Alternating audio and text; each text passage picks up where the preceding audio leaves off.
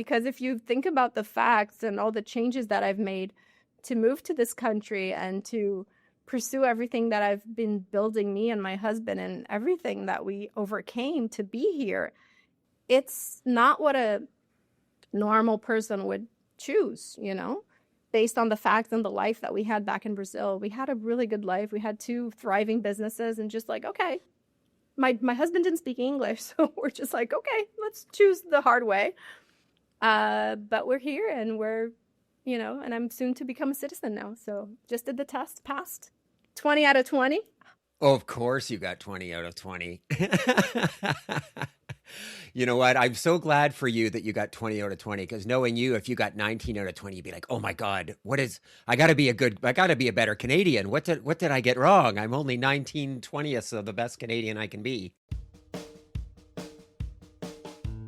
All right, welcome to the Growth Mixtape Podcast, and I'm your host, Bob Mathers. Just a reminder, if you know somebody that needs to hear this episode, please share it with them. And if you like what we're doing here, join my 100% free Substack at substack.bobmathers.com or get the link in the show notes. Today I talked to Bea Zanatelli as part of a special series where I talk to friends about things I've always been curious about, and they get to do the same. She brings 2 questions, I bring 2 questions, we don't share them in advance, we press record, and we see what happens. Now these conversations, they require a lot of trust. It's scary and vulnerable because you don't have time to think about what you should say or what people will think. It's so raw and unrehearsed, it can't be anything but authentic. Bea is kind, thoughtful, and hilarious. We also cry a lot more than I expected. I need more conversations like this in my life, and I bet you do too. Maybe it'll even inspire you to try some of your own. Please enjoy Bea Zanatelli. All right, welcome Bea to the show. This is going to be a ton of fun. Thank you, Bob. I'm so happy to be here. I'm super excited. Before we jump in, so just as a reminder of the format, which is something I'm experimenting with and I'm loving more and more. You brought 2 topics, I brought 2 topics. We don't know what each other is going to spring on the other person. You, just before we pressed record, you had mentioned it's a little bit nerve-wracking, and I know how you feel. I have no idea what you're going to ask me about. It might be something that I don't have anything intelligent to say about. It might be something I don't want to talk about. I'd rather not talk about. So it requires a lot of trust. Yes. But what I love about it is that that's how real conversations are. And I've done upwards of 60 interviews on the podcast, and I'd really try to make them feel like a conversation. But in reality, I've thought about the questions. I know where the conversation is going to go. And this just feels much more kind of organic and vulnerable and authentic. So yeah, I know how you feel. I agree 100%. And you said the key word. I think it's trust and, vulnerability as well. And I think we're both keen on being that. And we have also this connection. So I'm excited to get on it. Well, we'll see. Afterwards, you might text me and be like, Bob, what the fuck? Why would you ever ask me about that? So we'll see how it goes. We'll see.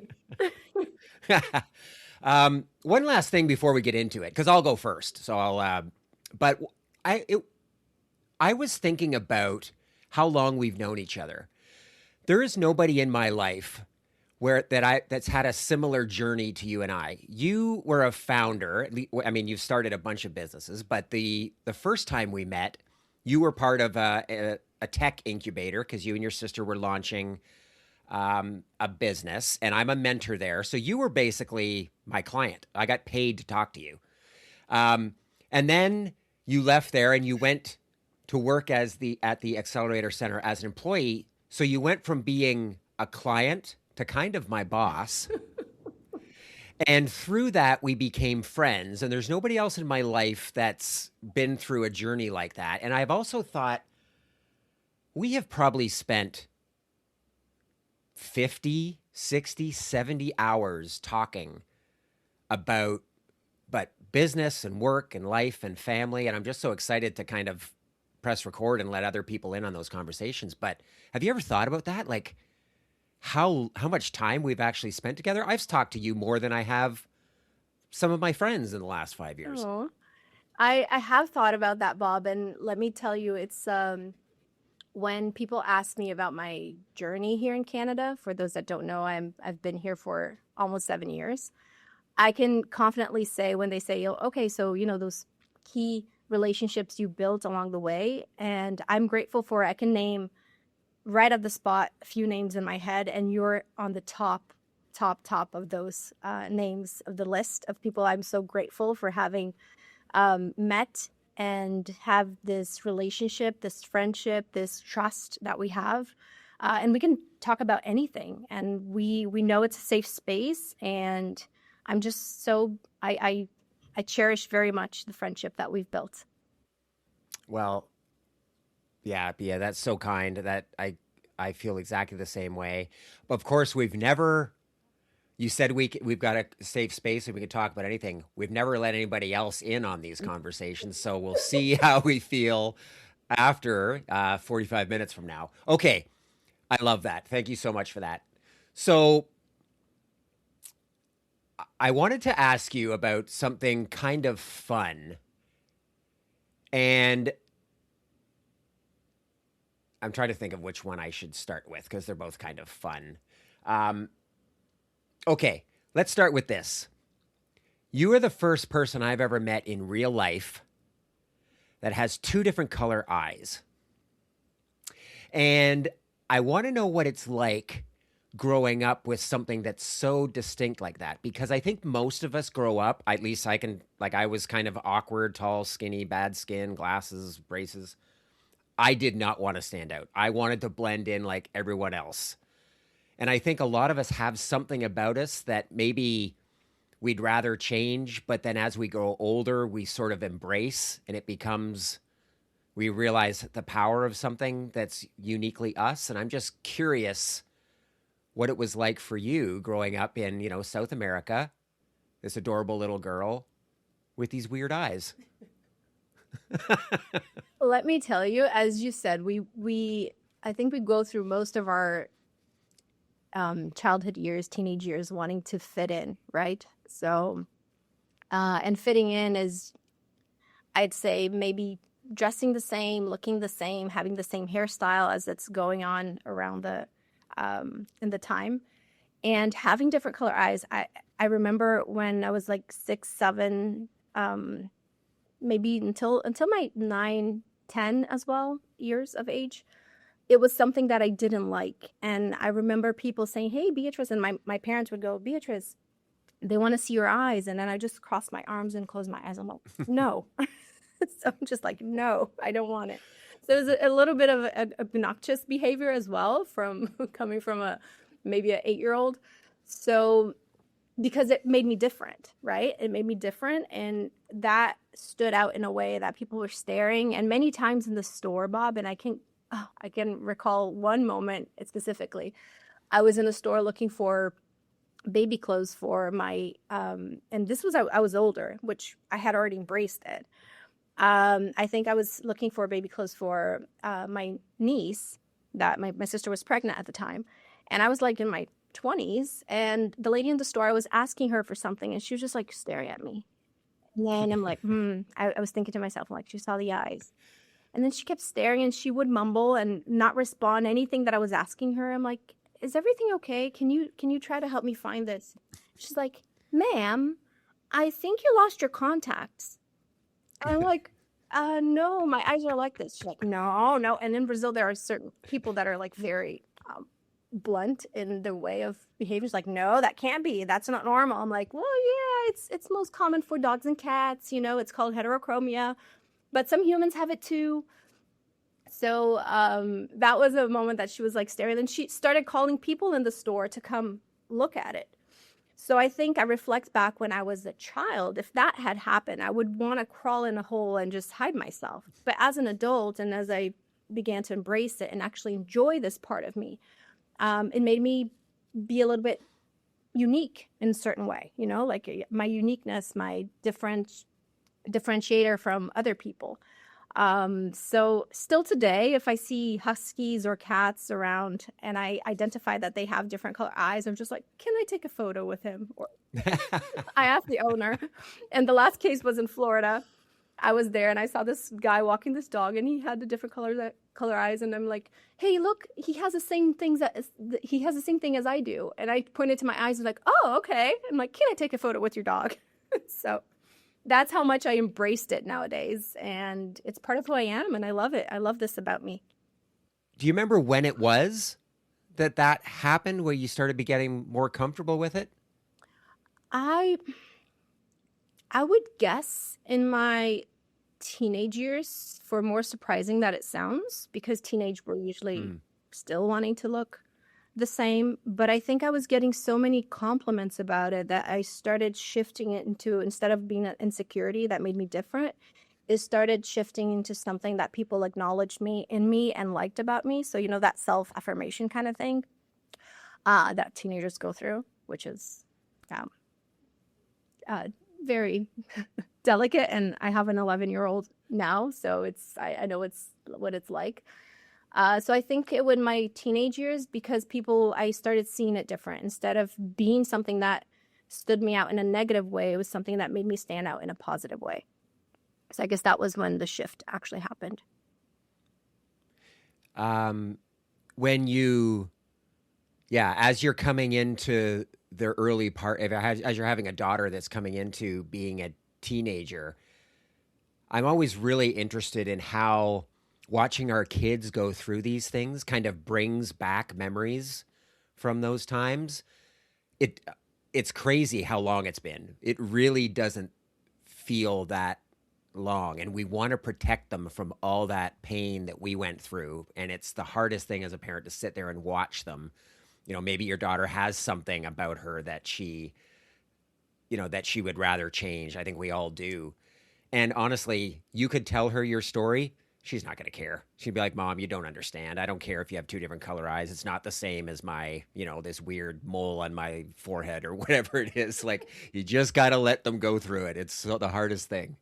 We do. And I think a little bit of um, frustration, I guess, when you're growing up, it's how you're going to change it to navigating those circumstances and building that self-confidence too.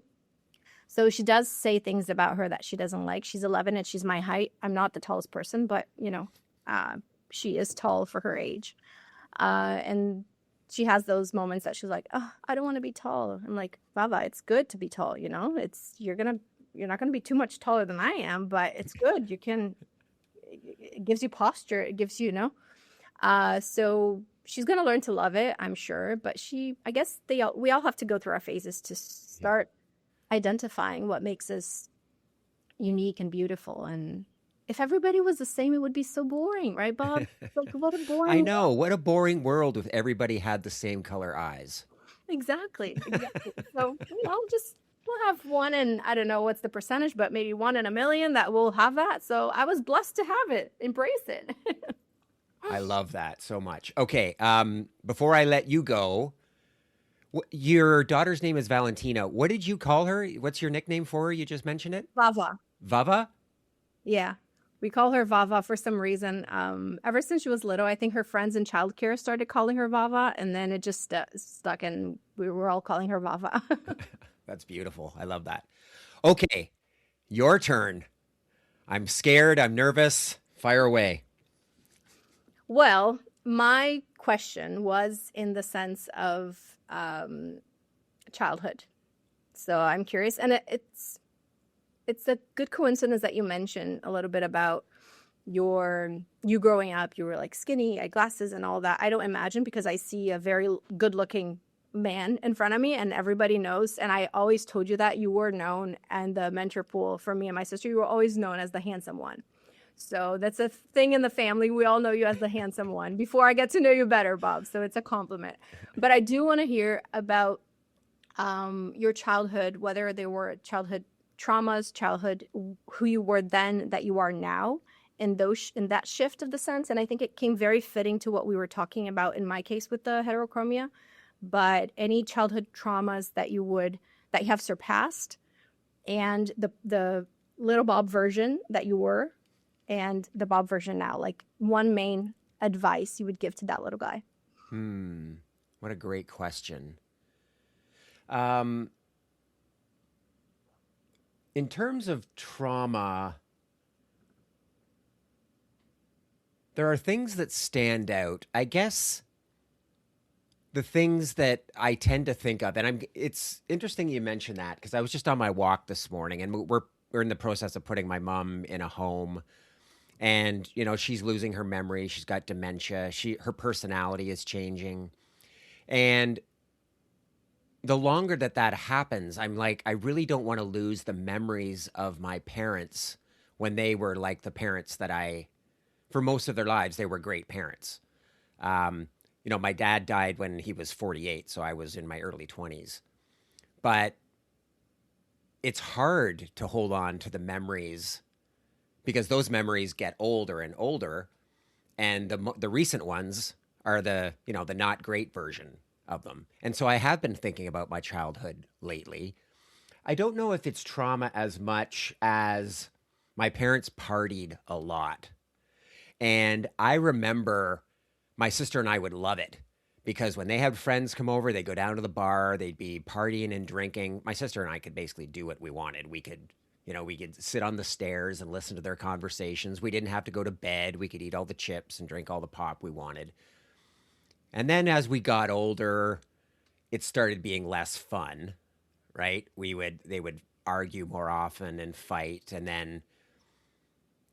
and I don't know whether they were drinking more or whether we just saw more of it, right? It wasn't as much fun as it used to be.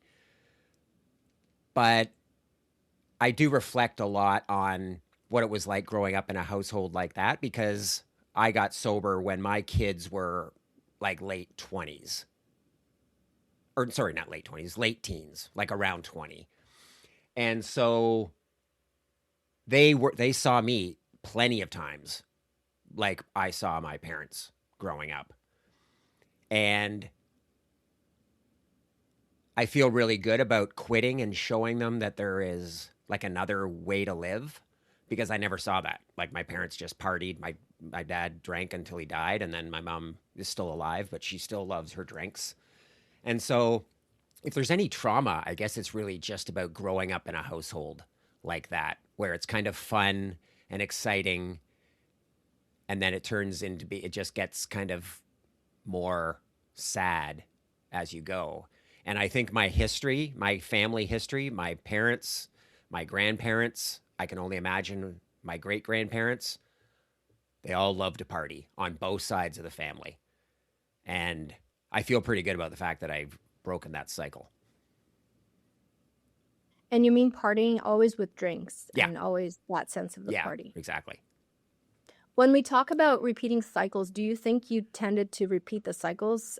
Because people say that we tend to, whether it's look for a partner similar to what we see at home, that we tend to repeat those patterns in the choices we make as grown-ups. Do you feel that that was a reflection of that? Just a follow-up question, if that's okay. Oh, of course. Yes, absolutely. Like I do think, I don't know what the science says on it, but I think if you grow up with alcoholic parents, you either grow up to be an alcoholic or you don't drink at all.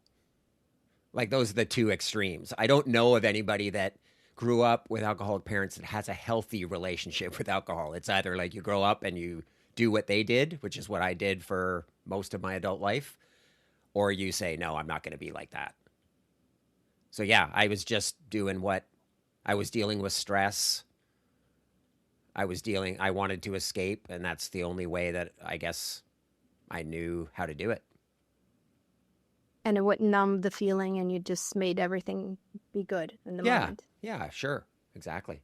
And I ask you this because I've never gotten drunk, so I think I feel I this too. forgot that about you, and I remember. I didn't know the feeling of forgetting everything and just like, having Yeah, drunken well, I would amnesia. not recommend it. You don't, know the feeling of waking up, like even in your late 40s and looking over and wondering, like, like, am I in trouble with my wife? Did I talk to her before bed? Did we argue? Did I talk to my kids? Like, that's a feeling I would not recommend or would not wish on anyone. So yes, we've had very different Yeah. upbringings because and you're also an extrovert. Like you're out, you've. I never forgot. You were the first person I ever talked to. Be like, oh no, I love dancing. I go out and dance and all night long, and I don't have a single drink. I'm like, what do you mean you dance without drinking? What are you talking about? I love it. And oh my gosh, it's my favorite thing to do. Is just go out dancing and just water bottles. It's all I drink. And once I did have quite a few shots of tequila. It's not that I don't Yeah. drink occasionally. But I was still standing on heels, dancing the night out, and just got home like 4 or 5 a.m. and was on heels, drove everybody home. All my drunk friends, I was just dropping them off.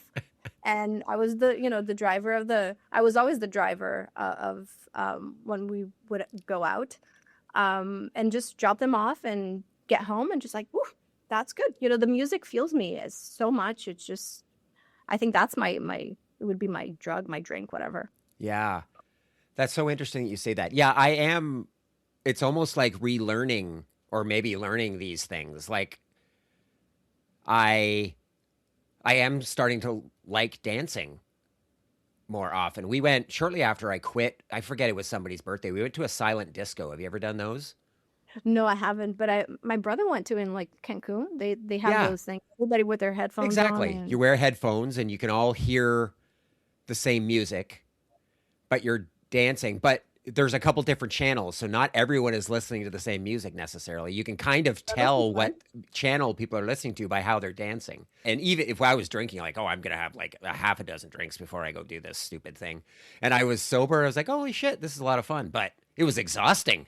I was like, I can't do this for any more than half an hour. But yeah, that's awesome. What a great question. Thank you. Yes, as you were telling it, I'm like, oh my god, what am I gonna say? This is that's the funny thing about these topics, Bia, is any one of these topics could easily be a full episode. It takes a little bit of discipline to be like, okay, oh my God, I have so many questions I'd love to ask her as a follow on, but we got to move on. So Yes.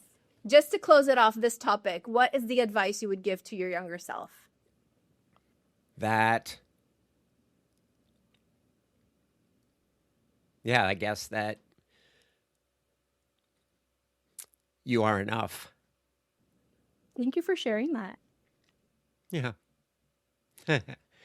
Whew, you got me with that one. I'm sorry. That's good. And thank you. It's great. Okay. Thank you. Okay.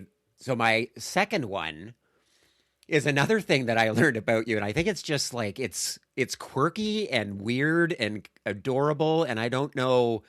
And and I'll tell you the context later, but I'll just spit it out. Why do you love the CN Tower so much? You are the only person in the world that I've met that absolutely loves this thing. And it occurs to me that there are probably 2 million people that live within a 20-minute walk of the CN Tower that have never been up it, that walk by it every day, that take the train every day, that don't even know it's there. And I swear, you mentioned before we joined that you're downtown Toronto today. I guarantee you're going to take a selfie with it. Your camera roll has probably got 100 selfies. It's the weirdest thing. Tell me about this. I have a really good explanation for that, so people don't think I'm crazy. Because we usually go nuts about just wonders of like nature and the falls and stuff. There's so many beautiful things out there, and I was just like, why are you obsessed with like a concrete tower in the middle of Toronto? So when I came on a family trip to Toronto in 2018. So before we decided to move here, I was with Pedro, my husband, and Valentina. At the time, she was 3. We came to experience Canada. We usually would travel to the US because that's where I had the privilege of growing up, part of my childhood from age 8 to 12, while my dad got his PhD.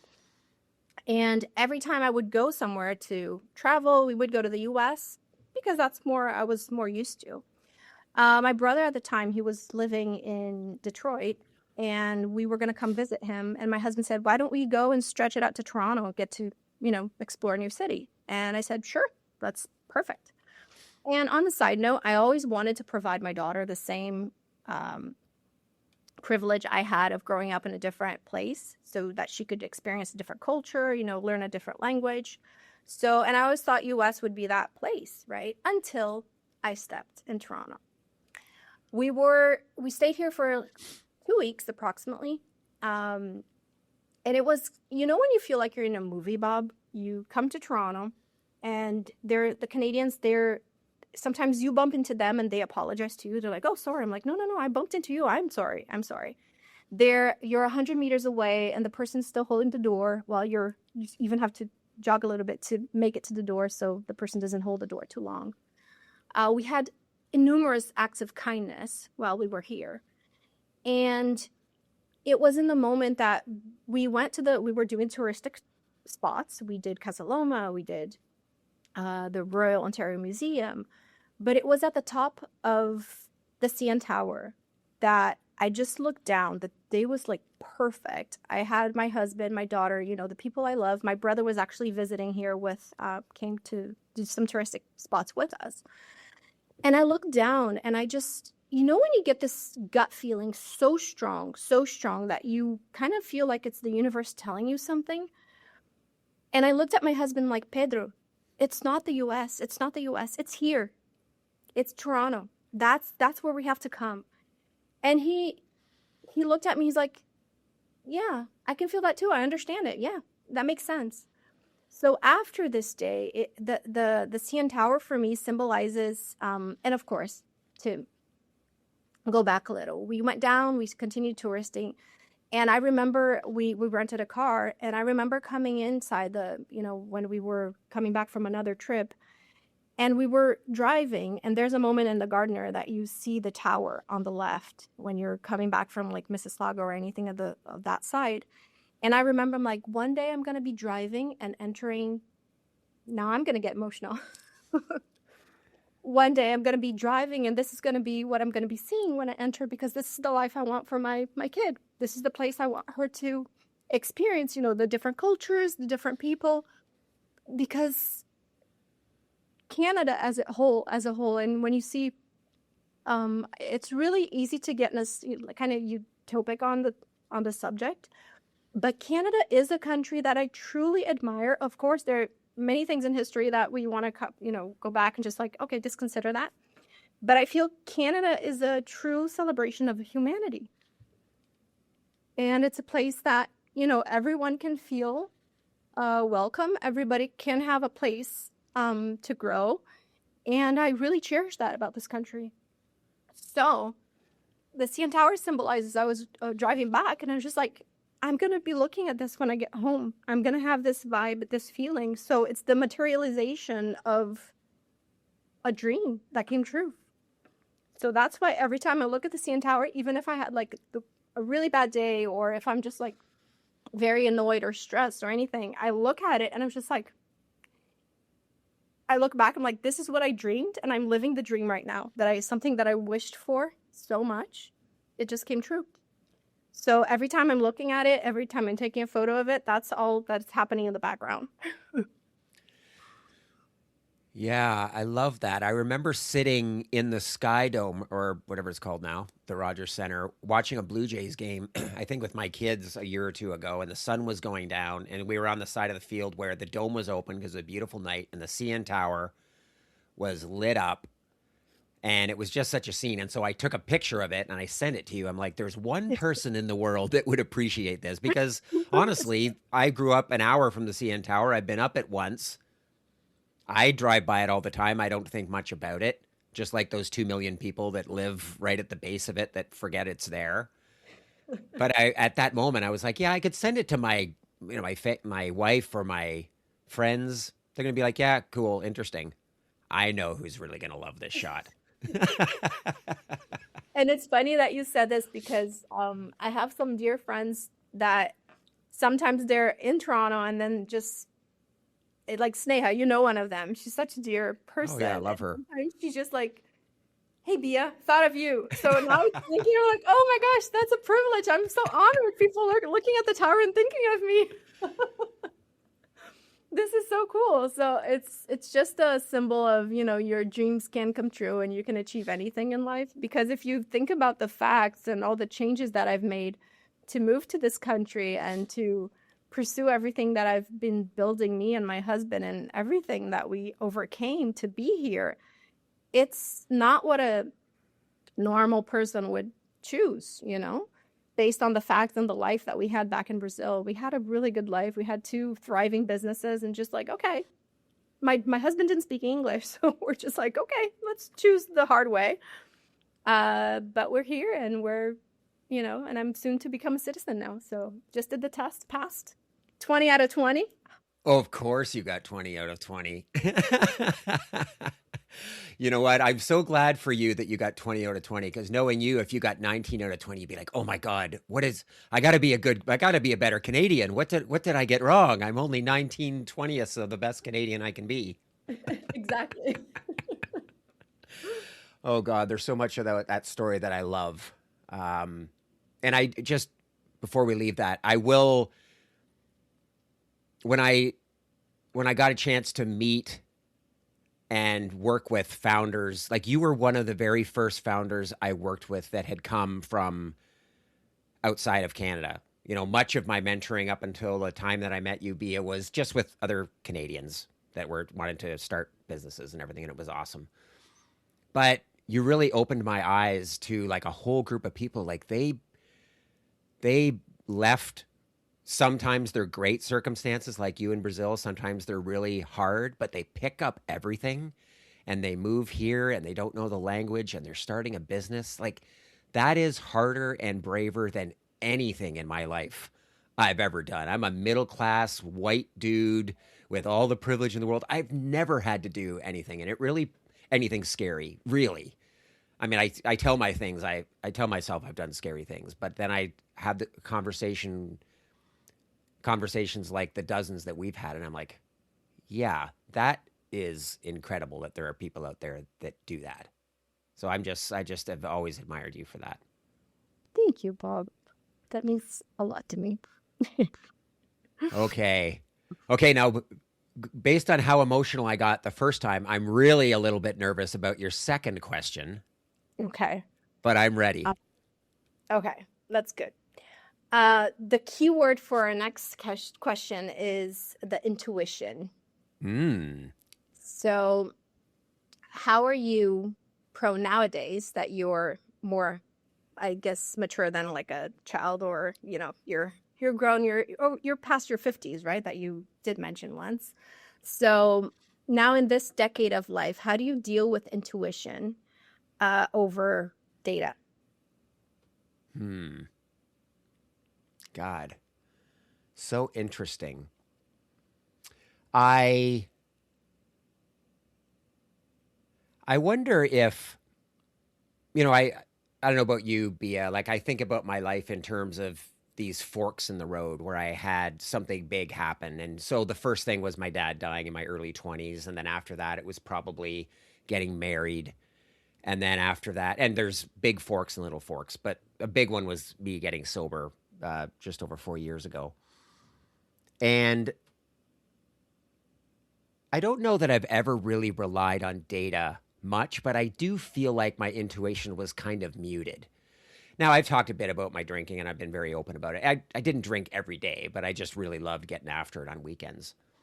But I do think that having clarity and waking up every day, kind of being more present and clear, has put me in touch with my intuition more than, just kind of waking up cloudy and just trying to get through the day, which happened, 2 or 3 times a week.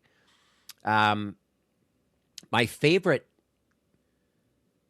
way to think about this is something that I heard from Rick Rubin in his book, A Creative Act.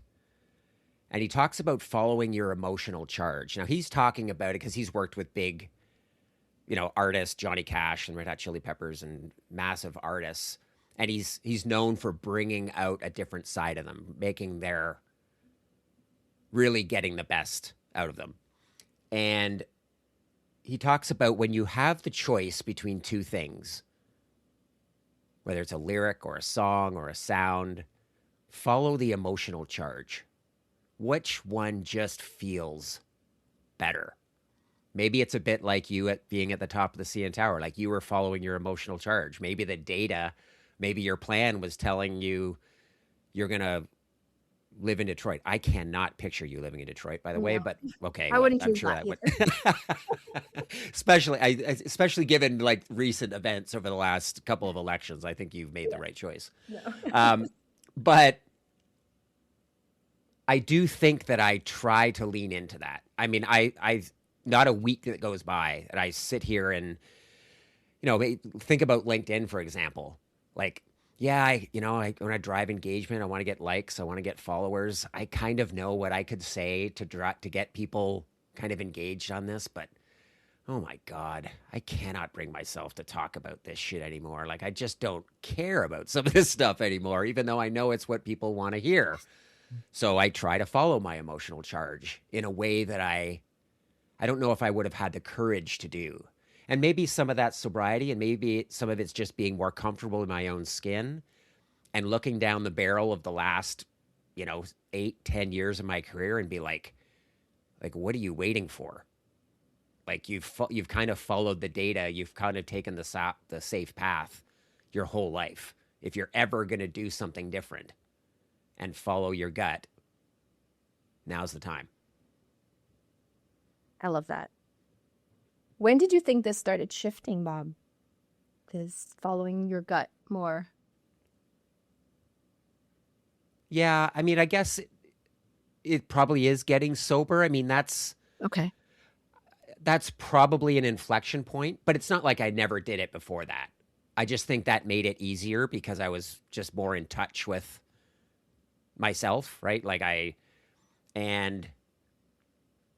But I also think some of it just comes with age and being more comfortable in your own skin and being more confident.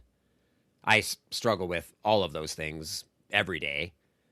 And I know a lot of people, it's not like we get to be 50 and be like, oh, wow, I'm so much more confident than I used to be. Like, yeah, maybe.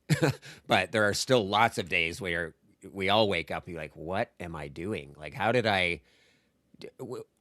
I've been working my whole career. I'm 50 years old. Like, why am I still waking up wondering, is this really the right thing to do? Is anybody going to care? What do I have to offer? It's like, I think we all were kind of sold the idea that we'd all have figured out by now.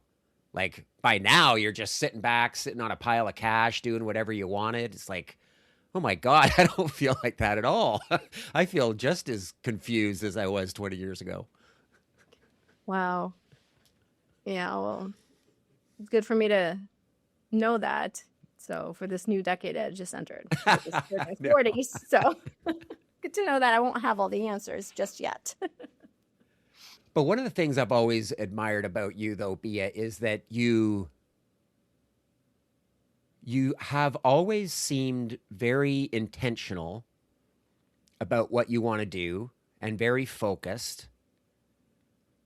And I don't know, at least on the outside, you don't seem to suffer from that lack of confidence that I or other people do. And I'm sure it's not 100% of the time, but the businesses that you've built and the work that you're doing now, it just seems perfectly in tuned. It's like everything you've done in your life up till now has perfectly situated yourself to do what you're doing now. And I don't know, it just seems like you're just focused and you're moving forward, and it doesn't seem to wander and be confusing. But I don't know, is that what it feels like on the inside? Thank you, Bob. I can guarantee you that the work I've been doing ever since I started at Smart Gives Academy is, I always say, it's my soul in the shape of a business. And that's the best way I can describe what I'm doing. I'm so passionate about it, and I honestly don't feel like I'm working anytime I'm delivering, talking to a client, or putting together anything of the sort. For Smart Goose, I feel just like I'm in the flow. You know, when you're in your bliss and you're in the flow, that's how I feel about what I'm doing. But I do when you talk about like, oh, you seem confident in everything, I wasn't like this in my teenage Mhm. years. I was a very insecure teenager. I had lots of moments that I would just, whether wish to be someone else or wish to have certain traits that I didn't or look a certain way. And I was like overweight and I had some pimples and stuff like that. So I was very, very insecure. But with the time grew, and the more I started to understand that we're different, we have whatever makes us quirky, different, authentic is just what better connects with people. I started embracing that as an adult. And of course, I lost the pounds. Skin got better, all of that. So that helped, of course. But I feel that the biggest change was inside. It was internal and understanding my power and my sense of worth. And when I'm in that element, I feel that whatever it is, I generally have a conviction that whatever, and it's kind of sounds, I can sound cocky on this, what I'm about to say. But I generally have a conviction that whatever it is that I choose to do or pursue, it will be a success. I don't know if it was something that was instilled in me when we were growing up. I had a really strong reference. My parents, they're completely different from each other, and yet they gave us, I think, everything a child could have growing up. And my mom was always teaching us to keep our heads in the sky and dream big. And my dad was super grounded person, professional, super ethical, super, very correct in everything he did. My mom too, but my mom was a dreamer. So everything that she set herself to do, she would accomplish. So I always say that she's the person that I know that crossed the word impossible out of her dictionary from a very young age. And if you know the way my mom grew up, you can't see her in the family. She was, it's like very different. So I grew up with the belief that anything is possible if we set our mind to it. And that's what I try to carry. That's what I try to teach Valentina. But I feel blessed and fortunate that what I created now with Smart Goose is like, the sense I don't have to work because I feel like I'm not working. I'm just like in pure joy when I'm going through that. So it's something to be very grateful, I guess.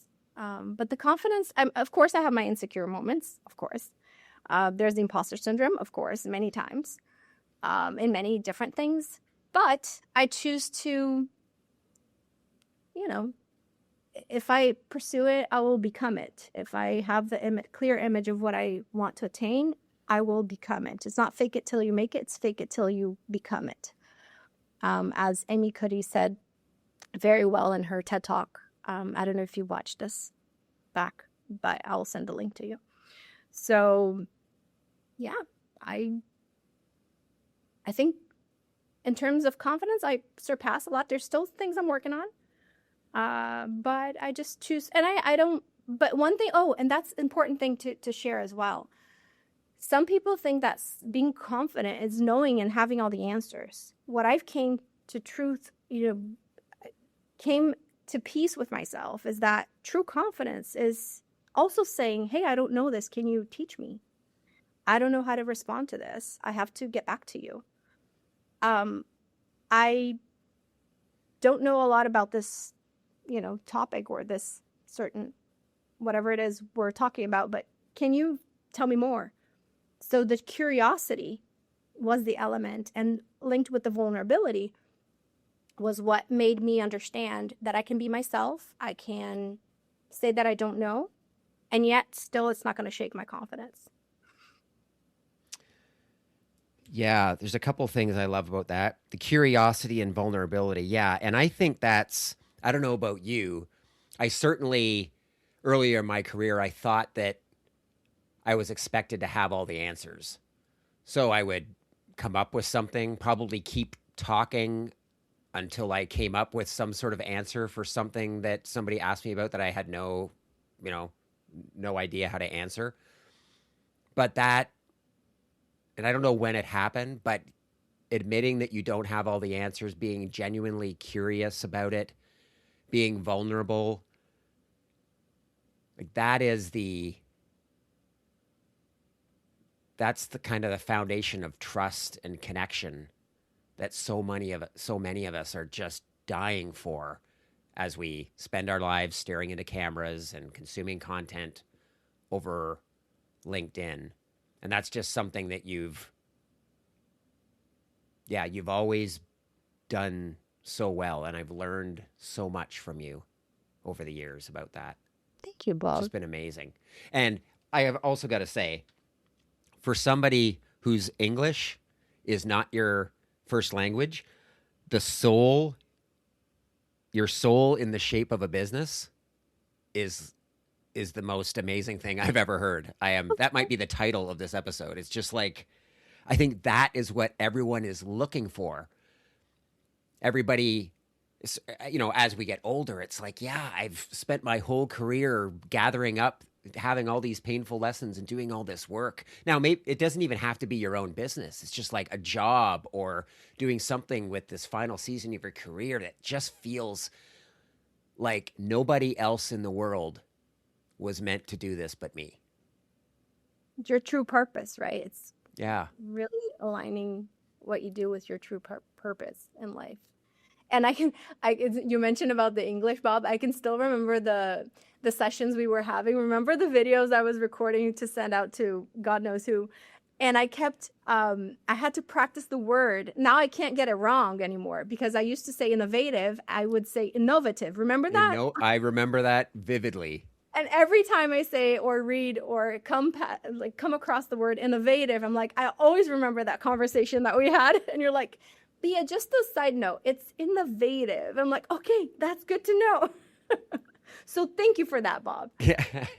And I would always start the videos of hi, how are you? I don't know if you remember this. I remember all of that. And your emails too. Would be like, hi, how are you? And I'm like, Bea, you don't have to write how are you. People don't write emails like And you that. know when the other day that it clicked, many years ago, and it was when someone actually replied, I am doing well. How are you? I'm like, you're not supposed to answer that. It's just maybe they were from South America too. Maybe it was like a thing. That was so funny.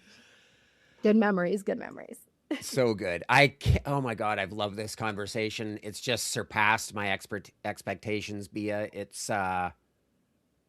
We just have the most amazing conversations, right? And we've laughed and cried, not only in this episode, but in so many of our conversations. And it's just like, I wasn't really sure whether we'd be able to really capture what a typical Bob Bea conversation is like, but I think we did it brilliantly. And you've said so many things that I know people are going to love.